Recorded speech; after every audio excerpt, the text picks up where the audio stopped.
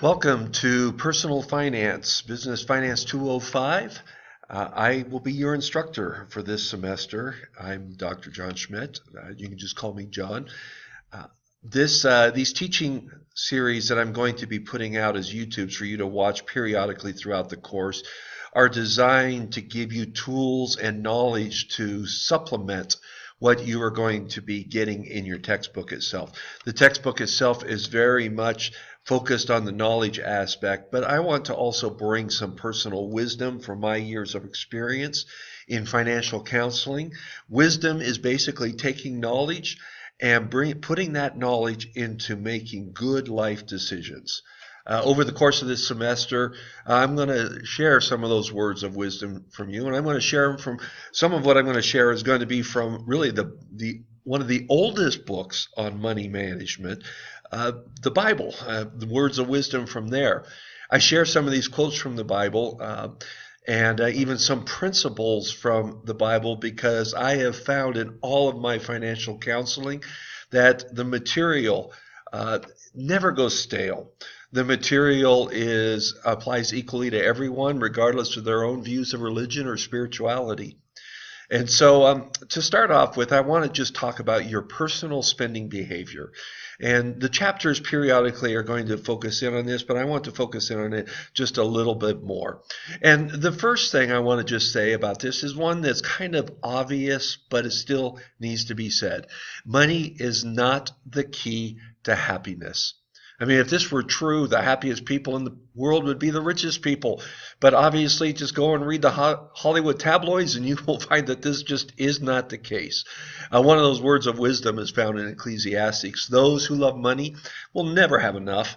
How meaningless to think that wealth brings true happiness. The more you have, the more people come to you to help spend it. Boy, is that true. So what good is wealth except perhaps to watch it slip through your fingers? Hey, it's kind of interesting. You look at people like J. Paul Getty, who's one of the richest men of all time. He was divorced 5 times. Howard Hughes was the first official billionaire, yet he lived life as a recluse, lonely and miserable. Money wasn't the key to happiness. And in this culture, we have to keep reminding ourselves that of this fact, because everything from advertising to just what we see around us screams otherwise. It screams that money is the key to happiness. We also need to remember when we talk about our personal spending behavior, that financial freedom is not determined by how much money you make. It's determined by how you spend what you have. There's a pretty blunt verse in Proverbs that says, fools spend whatever they get. That's Proverbs 21, verse 20. That's pretty blunt, but it really is true. And the number one lesson why we experience financial pressure is not because we don't make enough money. It's because we don't know how to spend what we have. In other words, what we really find is that most of us don't have a money problem. We have a management problem. It's just like time. We all have the same amount of time. It's how you use what you have. And this class is designed to provide you with tools, but those tools are no good if you keep those tools in the tool chest. And this requires discipline, requires self-control.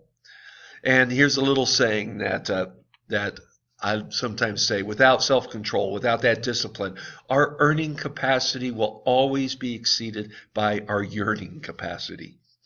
This class can be an academic exercise for you. You can do it just to get the grade and to earn towards a degree, or it can be an opportunity to change your mindset about how you look at your own personal finances and putting them into practice that will benefit you for the rest of your life. So I want to encourage you as you are going through here, regardless of what your age, if you're 19 or you're 59, it doesn't matter. You will find materials in this class that can benefit you for the rest of your life.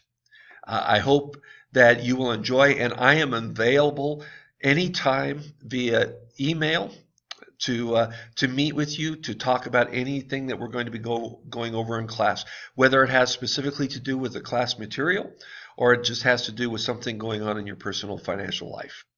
Thank you.